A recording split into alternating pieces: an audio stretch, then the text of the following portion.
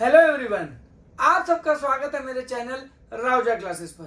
बच्चों, आजकल हमारी सीरीज चल रही है माइक्रो इकोनॉमिक्स के अंदर कंज्यूमर बिहेवियर के अंदर इलास्टिसिटी ऑफ डिमांड। अभी तक मैं इसकी 2 वीडियो अपलोड कर चुका हूँ।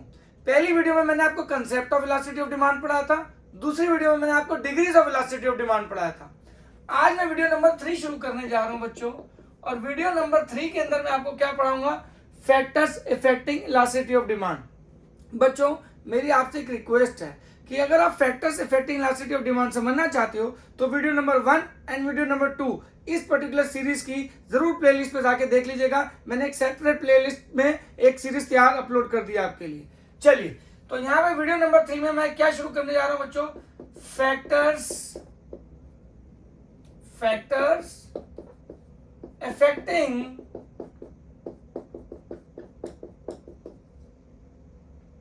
affecting elasticity of demand. I repeat, factors affecting elasticity of demand.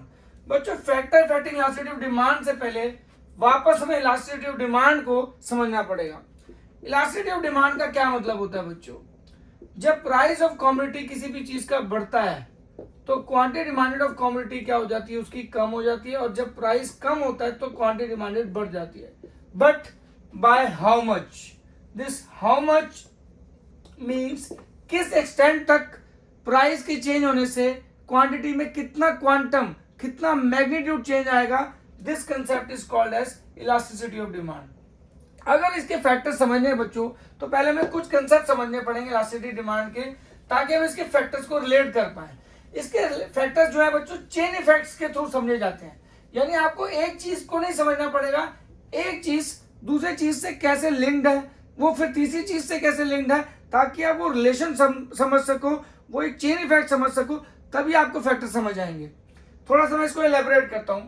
सबसे पहले इलास्टिसिटी ऑफ डिमांड का फॉर्मूला क्या होता है, percentage change in quantity demanded of a commodity upon percentage change in price of commodity, यानी प्राइस ऑफ कमोडिटी के change होने से क्वांटिटी डिमांडेड में कितना चेंज आएगा। इसे हम बच्चों प्राइस इलास्टिसिटी ऑफ डिमांड बोलते हैं। मैंने बार बार बोला था, मैं वीडियो नंबर 1 वीडियो नंबर 2 दोनों में बोल चुका हूं कि यहाँ पे elasticity of demand price elasticity of demand को रिप्रेजेंट करती है।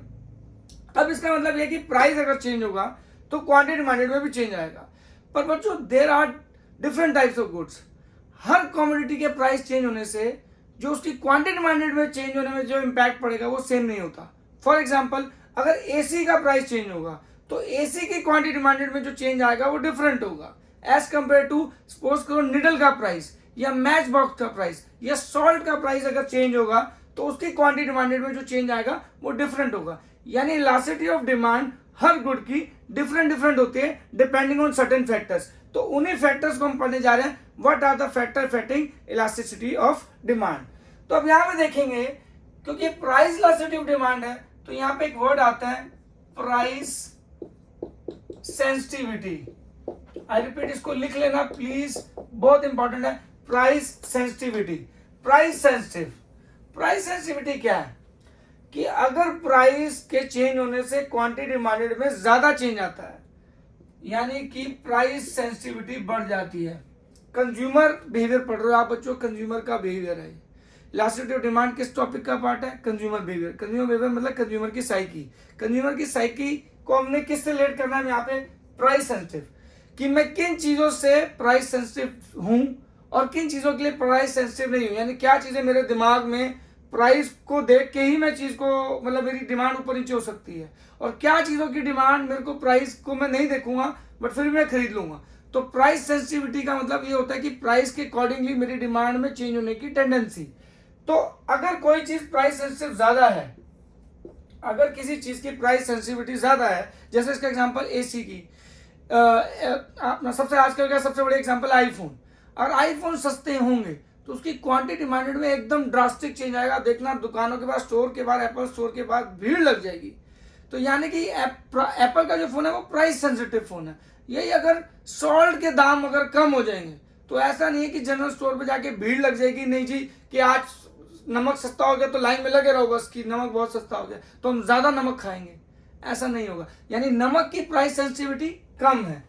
तो यहाँ पे एग्जांपल के थ्रू समझते हैं कि एप्पल की जो प्राइस सेंसिटिविटी है, एप्पल आईफोन की जो मैं बात कर रहा हूँ, एप्पल फ्रूट की बात नहीं कर रहा, या एप्पल आईफोन की बात कर रहा हूँ, उसकी प्राइस सेंसिटिविटी ज्यादा है। अगर सॉल्ट के केस में प्राइस सेंसिटिविटी क्या होगी, या नीडल के केस में प्राइस सेंसिटिविटी क्या होगी, कम होगी। जिस चीज की प्राइस सेंसिटिविटी ज्यादा होगी उसका चेंज इन क्वांटिटी डिमांडेड ज्यादा होगा, और जिस चीज की प्राइस सेंसिटिविटी कम होगी उसका चेंज इन क्वांटिटी डिमांडेड कम होगा। इसका मतलब क्या है कि अगर प्राइस में चेंज आएगा तो क्वांटिटी डिमांडेड में भी चेंज आएगा, अगर प्राइस में चेंज आएगा तब भी क्वांटिटी डिमांडेड में चेंज नहीं आएगा। यानी कि प्राइस सेंसिटिव ज्यादा होना मींस क्वांटिटी डिमांडेड में ज्यादा चेंज, प्राइस सेंसिटिव कम होना मतलब उसका चेंज इन क्वांटिटी डिमांडेड कम होगा। तो यानी प्राइस के कम कॉन्टेक्स्ट में आपको क्वांटिटी डिमांडेड के ऊपर इंपैक्ट देखना है। फिर यहाँ पे क्या हो जाएगा, अगर चेंज ज्यादा होगा तो उसे हम क्या बोलेंगे, इलास्टिक डिमांड। ये मैंने डिग्रीज में एक्सप्लेन कर रखा है, प्लीज वीडियो 2 में जाके जरूर देखिएगा कि इलास्टिक डिमांड क्या होता है, इनलास्टिक क्या होता है। यहाँ पे चेंज मतलब इलास्टिक और मोर इलास्टिक। जब भी मैं ये वर्ड यूज करूंगा मोर इलास्टिक, इलास्टिक, तो इसका मतलब वो चेंज को रिप्रेजेंट कर रहा है, यानी चेंज ज्यादा हो रहा है। और जब मैं बोलूंगा चेंज कम हो रहा है, देखो एरो नीचे की तरफ है, तो इसका मतलब वो क्या होगा, इन इलास्टिक और इलास्टिक। यानी कि याद रखिएगा जब मैं फैक्टर्स को एक रिलेट करूंगा, अब ध्यान से सुनिएगा ये गेम क्या चलेगी। एक फैक्टर लेंगे हम जो कि इलास्टिसिटी ऑफ डिमांड को इफेक्ट करेगा। अब उस फैक्टर को देखेंगे कि उसका इफेक्ट प्राइस सेंसिटिविटी पे कितना पड़ता है। प्राइस सेंसिटिविटी से उसके क्वांटिटी डिमांडेड के ऊपर इंपैक्ट देखेंगे, और क्वांटिटी डिमांडेड से ऊपर देख के हम बताएंगे कि वो इलास्टिक है या इनइलास्टिक है। अभी ये चेन ऐसे समझ में आएगी जब मैं एक एक फैक्टर रखूंगा और उसको चेन रिएक्शन से समझाऊंगा, तब आपको समझ आएगा। बट ये बात याद रखना कि इलास्टिसिटी ऑफ डिमांड के जो फैक्टर्स हैं वो चेन इफेक्ट्स के ऊपर डिपेंड करते हैं। यानी एक चीज का इंपैक्ट दूसरी चीज पे, दूसरी चीज का इंपैक्ट तीसरी चीज पे, एंड सो ऑन। तब आपको समझ आता है कि हाँ ये रिएक्शंस क्या है। इसलिए इसको समझने में लोगों को बहुत दिक्कत आती है। तो अभी तक हम अगर सम अप कर लें, क्या पढ़ा हमने कि फैक्टर इलास्टिसिटी ऑफ डिमांड के अंदर हमें एक देखना है कि एक फैक्टर पर्टिकुलरली एक कमोडिटी की प्राइस सेंसिटिविटी को कैसे हिट करेगा। यानी कि प्राइस मींस कि अगर उसके प्राइस चेंज होंगे तो उसकी क्वांटिटी डिमांडेड में कितना चेंज आ सकता है। अगर ज्यादा चेंज आएगा तो मोर इलास्टिक होगा, अगर कम चेंज आएगा तो वो इनइलास्टिक या लेस इलास्टिक। ठीक है जी, आई रिपीट, इनइलास्टिक और लेस इलास्टिक, इलास्टिक या मोर इलास्टिक, ये लिख लेना, सेपरेट पहले बता रहा हूं। ठीक है जी, और ये मोर चेंज को रिप्रेजेंट करेगा, ये लेस चेंज को रिप्रेजेंट करेगा। ठीक है जी, तो अब हम शुरू करते हैं बच्चों एक एक फैक्टर और उसकी चेन रिएक्शंस। चलिए अब बच्चों इसमें क्या करना है, आप एक एक फैक्टर का मैं आपको एक छोटा सा चार्ट बना के दूंगा, आप वो बना लीजिएगा। उसी को अगर आप इंग्लिश में लिख दोगे ना बच्चों, तो फिर आपकी पूरा का पूरी आपकी थ्योरी बन जाएगी। यानी ये एक थ्योरेटिकल कंसेप्ट नहीं है, एक प्रैक्टिकल कंसेप्ट है, एक लॉजिकल कंसेप्ट है, बिहेवियरल कंसेप्ट है। आपको कंज्यूमर के बिहेवियर को अंडरस्टैंड करना है प्रॉपरली, तो आपको कुछ भी याद करने की जरूरत नहीं पड़ेगी। चलिए अब हम इसको अच्छे से समझने की कोशिश करते हैं। सबसे पहला फैक्टर आ जाता है, मान लो जो इफेक्ट करता है इलास्टिसिटी ऑफ डिमांड को। ठीक है जी, पहला आ गया आपका availability of substitutes. I repeat, इसको लिख सकते हैं अवेलेबिलिटी ऑफ सब्स्टिट्यूट्स। ठीक है जी, अच्छा एक बात और याद रखना, जब भी आप ये मेरे वीडियो सेशंस देखते हैं तो अपनी जो टेक्स्ट बुक होती है, जो भी आपके कोर्स की पर्टिकुलर टेक्स्ट बुक होगी जिसमें एक्सप्लेन होगा, उसको सामने रखिएगा, और साथ साथ जब मैं समझा रहा हूँ उसको अपनी टेक्स्ट बुक से पढ़िएगा। आपकी अंडरस्टैंडिंग भी बढ़ेगी, आपके नोट्स बनाने का तरीका भी इंप्रूव होगा, और आपको कल को पेपर में अटेंड करने में बहुत आसानी होगी। चलिए, तो पहला आ गया अवेलेबिलिटी ऑफ सब्स्टिट्यूट्स। ठीक है जी, मान लो अब इसको समझने का तरीका क्या है। सबसे पहले इसको डिवाइड कर दो, एक कमोडिटी जिसके सब्स्टिट्यूट्स बहुत सारे अवेलेबल हैं, मोर सब्स्टिट्यूट्स। ठीक है जी, जैसे आप देखो ब्लैक ड्रिंक की बात करते हैं, कोल्ड ड्रिंक के केस में Coca Cola, Pepsi, Thums Up, ये तीनों ब्लैक ड्रिंक्स हैं, तो हमारे पास सब्स्टिट्यूट्स अवेलेबल हैं। अब सॉल्ट के केस में हमारे क्या होते हैं, लेस सब्स्टिट्यूट। पता है एक ही नमक आता है टाटा का जनरली, और ज्यादा चीजें मुझे नहीं पता, पर generally majority of the family Tata का नमक ही खाते हैं। यहाँ मैं कोई प्रमोशन नहीं कर रहा हूँ, बट एक जो बिहेवियर होता है कंज्यूमर का जनरल साइकी से, वो आउट करने की कोशिश कर रहा हूँ। तो अब यहाँ पे कोल्ड ड्रिंक के केस में हम देख सकते हैं बड़े सारे सब्स्टिट्यूट्स अवेलेबल होते हैं। ठीक है जी, और सॉल्ट के केस में हम देख सकते हैं कि ज्यादा सब्स्टिट्यूट्स अवेलेबल नहीं होते हैं। तो अब इस केस में क्या होगा, जिसके सब्स्टिट्यूट ज्यादा अवेलेबल है उसकी जो डिमांड होगी प्राइस सेंसिटिव ज्यादा होगी। आप खुद देखो, अगर कोको कोला के प्राइस बढ़ जाए तो जो कंज्यूमर सोच रहा होगा, जब एक कोक की बोतल 12 रुपए की आ रही है, वही पेप्सी की बोतल 10 रुपए की आ रही है, तो जो कोक पीता हो कहेगा भैया इसमें सस्ता भी है कोई, तो उसने कहा ब्लैक ड्रिंक की पीनी है, कोको कोला की जगह मैं पेप्सी पी लूंगा अगर मेरे पैसे बचे। कंज्यूमर का बिहेवियर समझना है, यानी कि जो कोक होगा, अगर किसी भी चीज के ज्यादा सब्स्टिट्यूट्स अवेलेबल होंगे तो उसकी डिमांड प्राइस सेंसिटिव हो जाएगी, यानी वो कंज्यूमर प्राइस को दिमाग में हमेशा रखना शुरू कर देगा। यानी ये हो गया फैक्टर। अब देखो लिंक देखो, फैक्टर को हमने किससे लिंक किया, प्राइस सेंसिटिविटी से, कि उस केस में प्राइस सेंसिटिव हो जाएगा। अब अगर कंज्यूमर की बिहेवियर में प्राइस सेंसिटिविटी आ गई तो फिर क्या होगा, फ्लक्चुएशन, चेंज होने की टेंडेंसी, क्योंकि जब आपके पास ऑल्टरनेटिव ज्यादा होते हैं तो चेंज होने की टेंडेंसी भी फिर आपकी ज्यादा ही होती है। तो फिर यानी कि आपकी चेंज इन क्वांटिटी डिमांडेड की जो प्रोबेबिलिटी है वो ज्यादा हो जाएगी। और जब चेंज इन क्वांटिटी डिमांडेड की प्रोबेबिलिटी अगर ज्यादा हो जाएगी बच्चों, तो वो डिमांड क्या कहलाएगी, मोर इलास्टिक और इलास्टिक। मैंने आपको पहले ही लिखवा दिया था, जब भी मैं वर्ड लिखूं मोर इलास्टिक या इलास्टिक तो वो ज्यादा चेंज को रिप्रेजेंट करेगा, जो कि प्राइस सेंसिटिविटी पे। तो यहां पे हमने क्या किया बच्चों, फैक्टर का इंपैक्ट बताया कि प्राइस सेंसिटिविटी पे, उस प्राइस सेंसिटिविटी का इंपैक्ट बताया चेंज इन क्वांटिटी डिमांडेड पे, चेंज इन क्वांटिटी डिमांडेड से बताया कि उसकी डिमांड इलास्टिक होगी या इनइलास्टिक होगी। तो ये फैक्टर्स इस तरीके से समझे जाते हैं। अब वही अगर सॉल्ट के केस में कुछ फर्क नहीं पड़ता, क्योंकि सब्स्टिट्यूट तो ज्यादा अवेलेबल है नहीं मार्केट में, तो आदमी को प्राइस के ऊपर प्राइस सेंसिटिविटी उसकी कम होगी। कंज्यूमर प्राइस को दिमाग में नहीं रखता, ठीक है भैया जितना खाना थोड़ा बहुत ही खाना, मार्केट में सब्स्टिट्यूट भी अवेलेबल नहीं है तो ठीक है, इतना बड़ा प्राइस का चेंज क्वांटिटी के ऊपर इंपैक्ट नहीं डालेगा। तो इसका मतलब क्या होगा, उसकी चेंज इन क्वांटिटी डिमांडेड भी क्या हो जाएगी बच्चों, कंपैरेटिवली कम। जिसकी प्राइस सेंसिटिविटी कम होगी उसकी, देखो यहां बिहेवियर ही समझ रहे हैं, यानी हर चीज के कंज्यूमर के बिहेवियर को लिंक कर रहे हैं प्राइस सेंसिटिविटी से, फिर उसके चेंज के बिहेवियर पे, और लास्ट में फिर उसे क्या बता देंगे, उसे हम बोलेंगे इनइलास्टिक डिमांड। क्या बोलेंगे बच्चों, इनइलास्टिक डिमांड, या फिर क्या बोलेंगे, लेस इलास्टिक। ठीक है जी। अब इसी को अगर मैं इंग्लिश में लिख दूं ना बच्चों, तो आपका पूरा एक पहला फैक्टर हो जाएगा, factor affecting elasticity of demand का। क्या, availability of substitute also affect the price elasticity of demand. For example, if commodity have more substitutes, for example cool drinks, Coca-Cola, Pepsi, Thumbs Up, the rise in price of any cold drink make it price sensitive because alternatives are available in the market. For example, Coke has Pepsi and Thumbs Up as a substitute, so consumer will become price sensitive with reference will always become a price sensitive. तो उसको दिमाग में जब वो price रखेगा तो quantity demanded पे जो इम्पैक्ट होगा, the impact on the quantity demanded of any of the good will have a huge impact, जिसकी वजह से उसके चेंज होने की जो टेंडेंसी होगी वो ज्यादा होगी। जब चेंज होने की टेंडेंसी ज्यादा होगी तो उसकी डिमांड को हम क्या बोलते हैं, इलास्टिक। तो अगर ज्यादा चेंज मतलब इलास्टिक डिमांड, कम चेंज मतलब लेस इलास्टिक।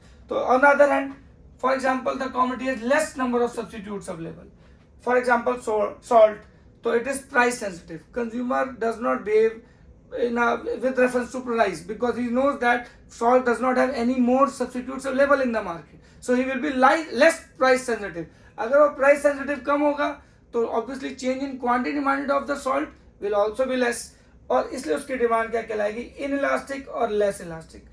तो इस तरीके से आप इसी पॉइंट को इंग्लिश में एज इट इज उतार सकते हो। ये हो गया आपका पहला पॉइंट। ऐसे इसके कुल 9 पॉइंट्स हैं जो मैं आपको 2 सेशन में पढ़ाऊंगा। पहले सेशन में 4, फिर उसका कंक्लूजन दूंगा, फिर उसके बाद 5, फिर उसका कंक्लूजन दूंगा, और ये टॉपिक आपको हमेशा के लिए क्या आ जाएगा, समझ आ जाएगा, और बहुत इंपॉर्टेंट टॉपिक है। चलिए बच्चों, अब हम करते हैं हमारा सेकेंड पॉइंट। सेकेंड पॉइंट आ गया नंबर ऑफ यूजेस। बच्चों आपको सिंपल समझना है कि इन शॉर्ट आपको हर एक फैक्टर के अकॉर्डिंगली प्राइस सेंसिटिविटी के बारे में बताना है। प्राइस सेंसिटिविटी का इंपैक्ट क्या करेगा, चेंज के ऊपर बताएगा, और चेंज से हम बताएंगे इलास्टिक होगा या इनइलास्टिक होगा। यानी फंडा बिल्कुल क्लियर है कि कंज्यूमर के बिहेवियर को समझना है, जो कि हमारा सबसे मेन मकसद ही यही है कि कंज्यूमर की साइकी को समझना है। चलिए, तो अब आ गया नेक्स्ट फैक्टर। नेक्स्ट फैक्टर आ गया बच्चों नंबर ऑफ यूजेस। ठीक है, अब बच्चों इसको भी, ये दूसरा पॉइंट है, पहले तो लिख लीजिएगा। नंबर ऑफ यूजेस को भी 2 पार्ट में डिवाइड कर देते हैं किसी कमोडिटी के ज्यादा यूज होते हैं, जैसे कि आप देख सकते हो मिल्क के बहुत सारे यूज होते हैं.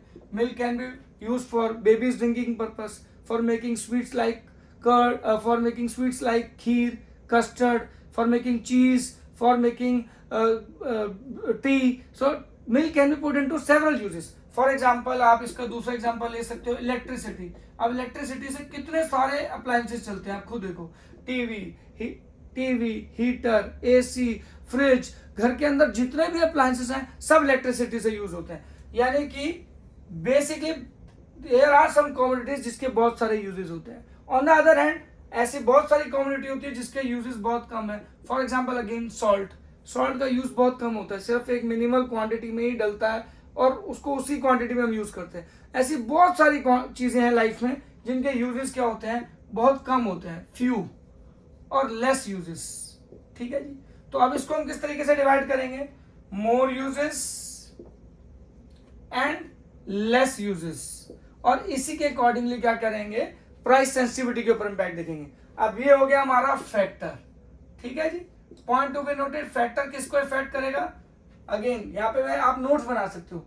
फैक्टर किसको इम्पैक्ट करेगा, प्राइस सेंसिटिविटी को. प्राइस सेंसिटिविटी किसको इम्पैक्ट करेगी, change in quantity demand of commodity को. चेंज इन क्वांटिटी डिमांड बताएगा कि इलास्टिक है या इन इलास्टिक है, यानी कि मोर चेंज और लेस चेंज. बस इस कंसेप्ट को अगर आपने समझ लिया तो आपको सारे factor affecting elasticity of demand जो है वो आ जाएंगे बच्चों. ये मेन तरीका है ये चेन इफेक्ट समझने का. ये फैक्टर आ गया. अब इस फैक्टर के अकॉर्डिंगली अगर कमोडिटी में मोर यूजेस है, नंबर ऑफ यूजेस जो है उसके ज्यादा है, तो क्या होगा, अगर प्राइस कम होगा, जैसे मिल्क के प्राइस कम हो गए तो घर में खीर भी बनेगी, कस्टर्ड भी बनेगा और बहुत सारी चीजें और भी बननी शुरू हो जाएंगी, सेवियां भी बनेंगी. ठीक है जी. अगर मिल्क के प्राइस सस्ते हो गए तो. अगर मिल्क महंगा हो गया तो भैया घर में सिर्फ चाय पियो और दो दूध पीना बच्चों ने, सिर्फ उसके काम आएगा. तो आप देखो उसके यूजेस को उसके प्राइस से हमने जोड़ दिया. अब प्राइस अगर ज्यादा होंगे तो यूजेस कम हो जाएंगे, अगर प्राइस कम होंगे तो यूजेस ज्यादा हो जाएंगे, यानी कि ये प्राइस सेंसिटिव है.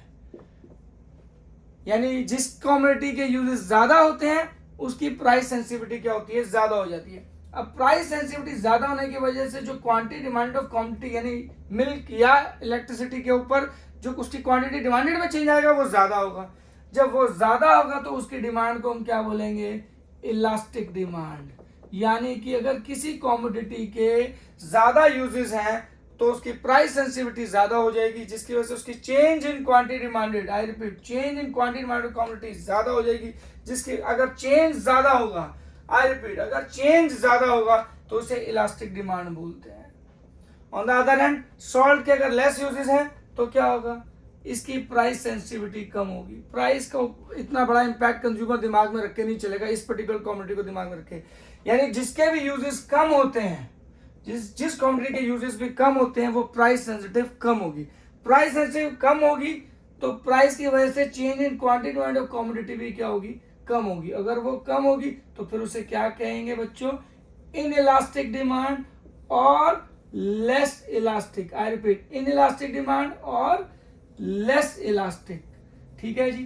प्लीज ये नोट कर लीजिए, बहुत इंपॉर्टेंट पॉइंट है. अब इसी को इंग्लिश में लिख देना कि number of uses also affect the price elasticity of demand. Example, for example, if a commodity has more number of uses. Example, milk and electricity. Milk can be put into several uses for making sweet, curd, cheese, baby's drinking purpose, tea. So it will be it has price sensitive demand. Price sensitive means consumer will always see the price because of the uses it has.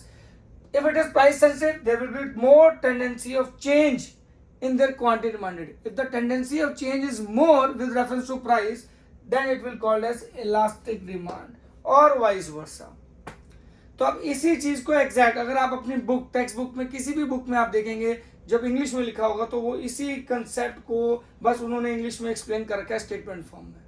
चलिए बच्चों, अब हम करेंगे तीसरा factor. बच्चों देखिए, आपको एक चीज तो समझ आ गई होगी कि आपको चेन इफेक्ट्स पे ही ध्यान देना है. फैक्टर सिर्फ एक पॉइंट है जिसको आपको कंज्यूमर की साइकी से लिंक करना है in terms of price sensitivity, then उसका इंपैक्ट चेंज के ऊपर, और फिर इलास्टिक या इनइलास्टिक बताना है. चलिए यहाँ पे अगेन फैक्टर आ गया, फैक्टर फैक्टिंग इलास्टिसिटी ऑफ डिमांड। अब यहाँ पे हमारा थर्ड फैक्टर जो है वो क्या आ जाता है, लेवल ऑफ प्राइजेस। ठीक है जी। अब लेवल ऑफ प्राइजेस क्या है, अगेन दो पार्ट्स में डिवाइड कर देंगे। किसी भी चीज को दो पार्ट में डिवाइड करोगे तभी आप बता पाओगे कि इलास्टिक किस में होगा और इलास्टिक किस में होगा। यहाँ पे क्या होगा, हाई प्राइस आइटम्स, ठीक है जी, लो प्राइस आइटम।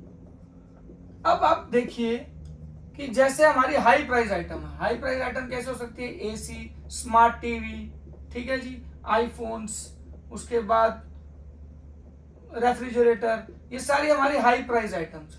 लो प्राइस आइटम कैसे हो गई, मैच बॉक्स, ठीक है जी, मैच बॉक्स हो गया, निडल हो गई, कॉम्ब हो गया, ठीक है जी, ये सारी हमारी क्या लो प्राइस आइटम बच्चों।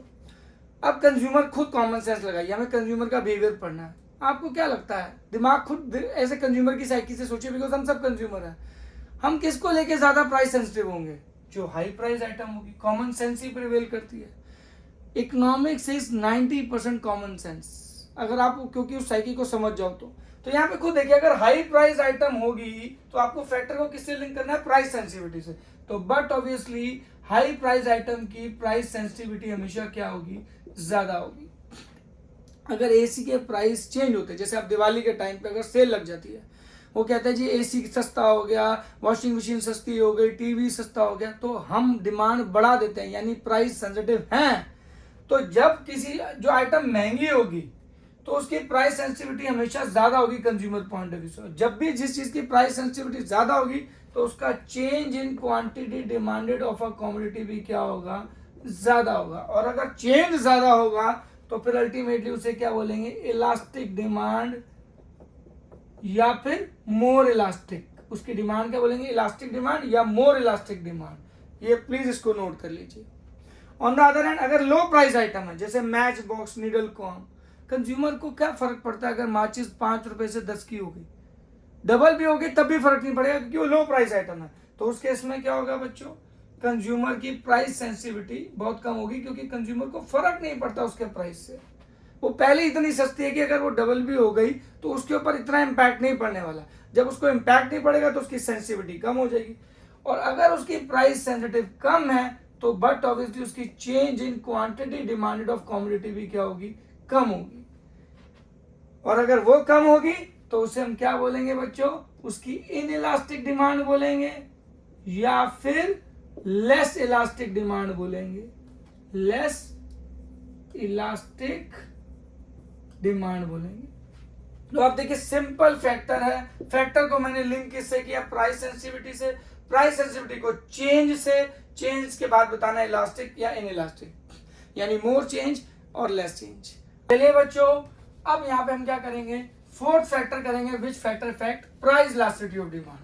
बार बार बोल रहा हूँ, इसको चेन इफेक्ट्स को आप नोट कर लीजिएगा अपनी बुक में, कॉपी में, सो दैट आपको कल को रिवाइज करते वक्त कभी कोई प्रॉब्लम नहीं आनी चाहिए। अगेन फैक्टर किसका, factor affecting price elasticity of demand. मैं बार बार बोल रहा हूँ elasticity of demand and price elasticity of demand हमारे इन वीडियोस के कंटेक्स्ट में सेम है, पहली 3 वीडियोस जो मैं आपको बता रहा हूँ।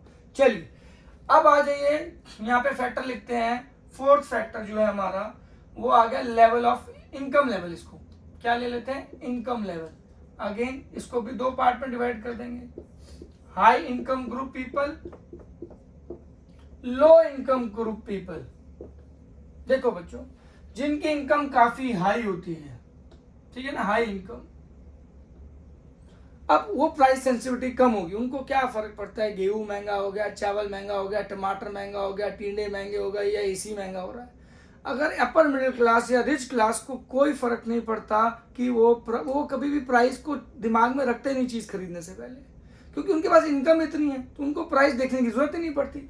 तो जितने भी हाई इनकम ग्रुप लोग हो गए, हाई इनकम ग्रुप पीपल होंगे, उनकी प्राइस सेंसिटिविटी हमेशा क्या होगी, कम होगी। कॉमन सेंस प्रिवेल, जब इनकम ज्यादा होगी तो प्राइस क्या मायने रखता है लोगों के लिए, जब वो मायने नहीं रखेगा तो प्राइस सेंसिटिविटी कम हो जाएगी। अब प्राइस सेंसिटिविटी कम हो जाएगी तो उनके change in quantity demanded of commodity पे कोई इंपैक्ट ही नहीं पड़ेगा, ना के बराबर। उन्हें क्या फर्क पड़ेगा, चाहे एसी 60,000 का आता है चाहे 1 लाख का आता है, उनका इनकम लेवल इतना ज्यादा है दिवाली पे सेल लगे या ना लगे उनको कोई फर्क नहीं पड़ता, उनको गर्मी लग रही है तो उन्होंने लेना ही है, यानी उनकी प्राइस सेंसिटिविटी कम है, तो उनकी change in quantity demand of commodity क्या होगी, कम होगी। अब वो कम होगी तो उस केस में क्या आएगा बच्चों, यहाँ पे उनकी डिमांड क्या हो जाएगी, in elastic, point to be noted, उनकी डिमांड क्या हो जाएगी, इन इलास्टिक और लेस इलास्टिक। कंफ्यूज मत होना बच्चों, जितना हाई इलास्टिक यानी हाई इनकम ग्रुप पीपल होगा, जितनी आपके लोगों की इनकम ज्यादा होगी उतनी डिमांड इन इलास्टिक होगी, क्योंकि उनको प्राइस सेंसिटिविटी से कोई फर्क नहीं पड़ेगा, वो प्राइस सेंसिटिविटी है ही नहीं उनके अंदर, वो प्राइस को इतनी इंपॉर्टेंस ही नहीं देते। तो प्राइस सेंसिटिविटी कम होना मींस बाय डिफॉल्ट कि चेंज कम होगा, और चेंज कम होगा तो वो इनइलास्टिक कहलाएगा। मैं लिखवा चुका हूं, चेंज अगर कम होगा, लेस चेंज होगा तो उसे इनइलास्टिक बोलते हैं, इनइलास्टिक डिमांड बोलते हैं। अगर मोर चेंज होगा तो उसे इलास्टिक डिमांड बोलते हैं। प्लीज इसको नोट कर लीजिएगा और इसी के कंटेक्स्ट में आप बना लीजिएगा और फिर इंग्लिश में एक्सप्लेन करना है। अब लो इनकम ग्रुप है, मान लो हमारे घर में जो हमारी मेड आती हैं सफाई करने के लिए, जनरली उन लोगों की इनकम लेवल लो होता है। अब उनके साथ क्या प्रॉब्लम होता है, मार्केट में हल्का सा भी प्राइस में चेंज आता है, तो जैसे उनके अंदर चेंज आता है प्राइस के अंदर, उनकी डिमांड एकदम फ्लक्चुएट करना शुरू कर देती है। तो जनरली लो इनकम ग्रुप लोगों के केस में जो डिमांड होती है वो फ्लक्चुएशन की पॉसिबिलिटी, टेंडेंसी ज्यादा होती है। आज अगर किसी लो इनकम ग्रुप लोगों को उठाओगे और उनको बोलोगे कि हाँ जी फलानी चीज सस्ती हो गई है, तो फट से वो क्या करेंगे, उस चीज की डिमांड को बढ़ा देंगे, यानी चेंज, और अगर वो बहुत महंगी हो जाएगी तो उस चीज को लेना ही छोड़ देंगे। यानी कि लो इनकम ग्रुप लोगों की प्राइस सेंसिटिविटी हमेशा ज्यादा होती है, वो प्राइस सेंसिटिव हमेशा ज्यादा होंगे। अब उस केस में क्या होता है, उनकी change in quantity demanded of a commodity क्या होगी बच्चों, वो हमेशा ज्यादा होगी, क्योंकि अगर प्राइस सेंसिटिव ज्यादा हो तो चेंज की ज्यादा होगी टेंडेंसी, और अगर चेंज की टेंडेंसी ज्यादा होगी तो उसकी डिमांड क्या कहलाएगी, इलास्टिक या फिर मोर इलास्टिक डिमांड। प्लीज इसको नोट कर लीजिएगा, ये बहुत इंपॉर्टेंट है। आपको ये बात याद रखना है कि अगर प्राइस सेंसिटिविटी ज्यादा है तो चेंज ज्यादा है, चेंज ज्यादा है तो इलास्टिक होगी, प्राइस सेंसिटिविटी कम है तो चेंज कम होगा और उससे वो इन इलास्टिक होगी। अगर ये एरो दोनों फॉल कर रहे हैं तो इन इलास्टिक, ये एरो दोनों राइज कर रहे हैं तो इलास्टिक डिमांड होगी।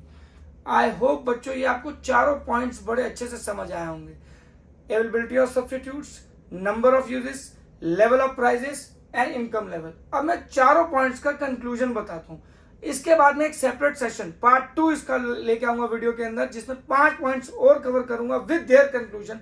तो ये दोनों वीडियोस अगर आप देख लेंगे तो ट्रस्ट में आपकी 9 के 9 पॉइंट्स एकदम बेहतरीन तरीके से तैयार हो जाएंगे, और आप इसको किसी भी लेवल पे, चाहे वो 11th हो, चाहे वो CUT का हो या कोई भी प्रोफेशनल कोर्स हो, आप उसमें मार नहीं खाओगे। चलिए अब इसके कंक्लूजन को थोड़ा सा मैं समझाता हूं कि याद कैसे किया जा सकता है।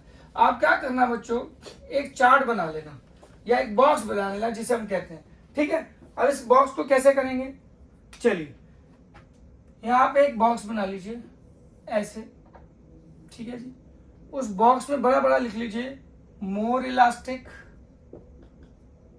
ठीक है जी, मोर इलास्टिक और इलास्टिक, ठीक है जी। और ऊपर में लिख दीजिए, ब्रैकेट में लिख देना मोर चेंज को रिप्रेजेंट कर रहा है। ये किसको रिप्रेजेंट करेगा, लेस चेंज को, और इसे हम क्या बोलेंगे, इनइलास्टिक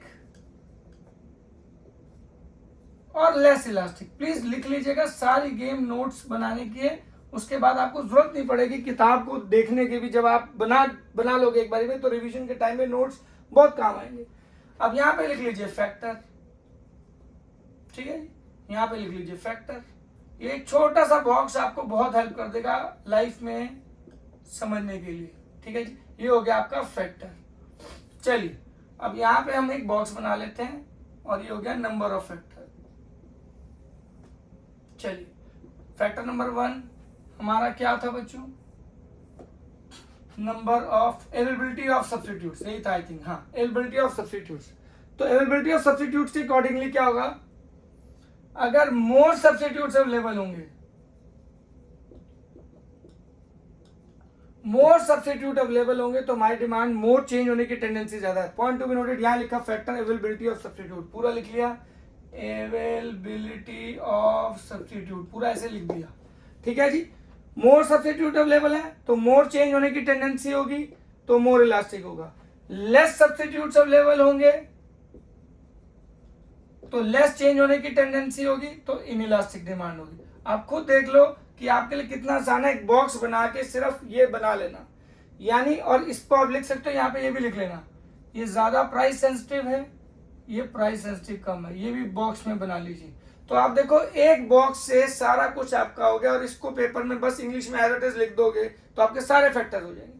दूसरा पॉइंट, नंबर ऑफ यूजेस, ठीक है जी। यहाँ नीचे आप अपनी पूरा ढंग से लिख लेना, मैं तो जल्दी जल्दी बता रहा हूं तो प्लीज ऐसे लिख रहा हूं। नंबर ऑफ यूजेस, अगर नंबर ऑफ यूजेस ज्यादा होंगे तो प्राइस सेंसिटिव ज्यादा होगा, मोर चेंज होगा, तो उसकी डिमांड क्या होगी, मोर इलास्टिक, यानी कि मोर यूजेस मतलब ज्यादा प्राइस सेंसिटिविटी, मतलब मोर चेंज, मतलब इलास्टिक या मोर इलास्टिक डिमांड, ठीक है जी।